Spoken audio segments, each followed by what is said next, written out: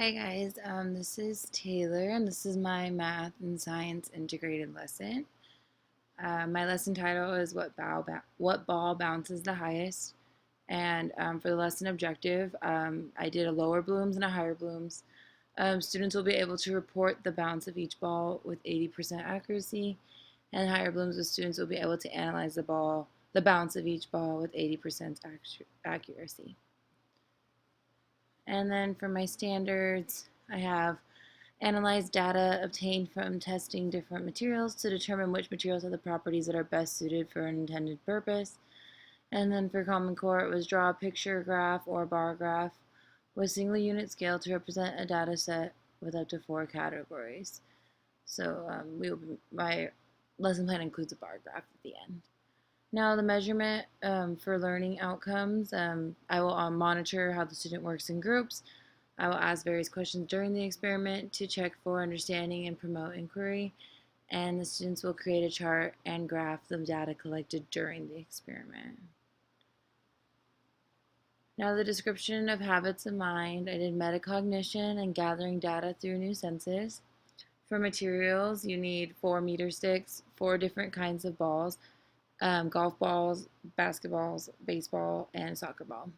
3 sheets of paper per group and a calculator, and then the outline that I created, or I would create to have them help fill out during class. For the vocab list, we'll be discussing averages, whole numbers, bar graphs, force, hypothesis, and gravity.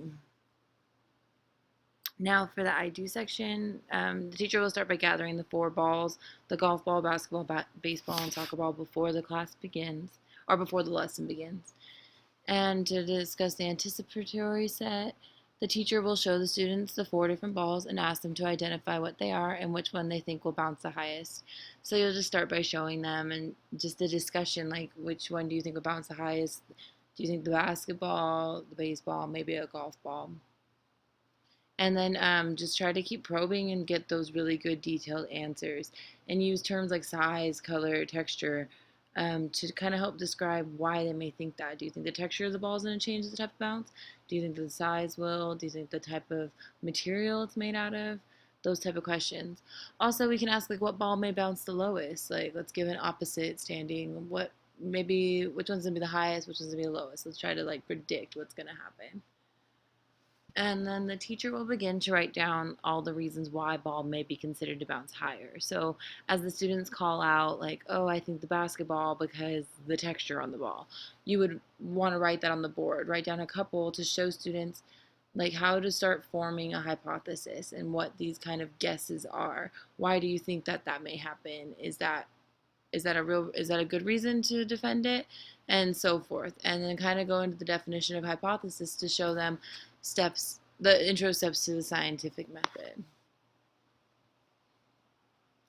Great. So now what we do, the teacher will organize the students into 4 groups to conduct an experiment to determine which ball bounces the highest. For the modeling, it's just kind of going through the instructions of what exactly is going to happen in the lesson and what I expect. So you're going to show the students how to tape the 3 pieces of paper end to end to the wall, and then using your meter stick, you want to draw a line across the paper 100 centimeters up from the floor. So you would show them on the meter stick how to find 100 centimeters and where that would be located, and then show them how to mark that line as well. So then you're going to ask for some volunteers to help you demonstrate. You'll have a volunteer holding the meter stick against the wall while another volunteer drops the ball. Explain that they will take turns dropping each ball 3 times from the 100 centimeter mark. So that dropping the ball 3 times, that's important because that's going to be included in that average. The teacher will then act as the recorder and will mark the paper where the ball bounced the highest. So they'll mark it and then they can measure it at the end to see how high the ball actually bounced. The teacher will, oh sorry, I apologize, explain that everyone will need to record their own data on their sheet. So you just need to explain that as this is going along in your group, you want to make sure that they're taking it down themselves. And explain that each group will be given 1 ball at a time and they will switch just to promote, classroom management and stuff like that. After each ball has been dropped 3 times and the bounce height has been recorded, each group will figure out the average bounce height of each ball. And this will be rounded to the nearest whole number. and they will need to record this on their chart. So what you will do is you'll just kind of demonstrate what rounding to the nearest whole number looks like, what it may look like in this situation. So I provided an example that you can provide, showing like 14.8 centimeters would then be rounded to 15 centimeters, and just explain that type of math process. Once the data is recorded, you need to have show how to use the calculator with the students. You may need to help them during that lesson as well, and show them how they're going to need to add up those three numbers, divide by 3, and that will give them their average, which will go on that final bar graph. So then, using the calculator averages, they will then create their own bar graph using the data from the chart on the back of their sheet that was provided to them. So for the guided practice, the students will be provided the sheet to record the hypothesis data for each ball and the average. On the back, they will do their bar graph. Students will begin working in their groups. Teacher will watch and help those who need it throughout the guided practice. Teacher will make sure no groups are falling behind and provide help through each step. So you kind of want to do classroom management, make sure that every group is kind of on the same, part of the process. If some are struggling, definitely interfere and try to see what the problem is and try to iron those out. We don't want anyone to fall too far behind because, obviously there's more to teach in elementary school.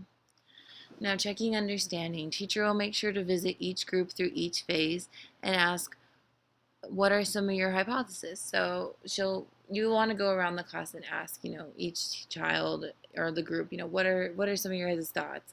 Have they changed? Why may they have changed? And based on each group, kind of gear your questions towards, digging into that information, getting that content, understanding, and seeing if the students are getting what this is testing them on.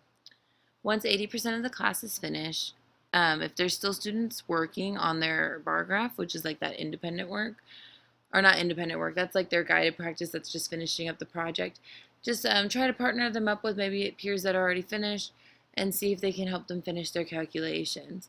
And once they are complete, each student will need to get approval from me, like a little signature, make sure everything's correct. And if not, we will definitely have like an independent practice with an advanced student or maybe like an aide. For independent practice, each student will write a short conclusion based on what was determined during the experiment.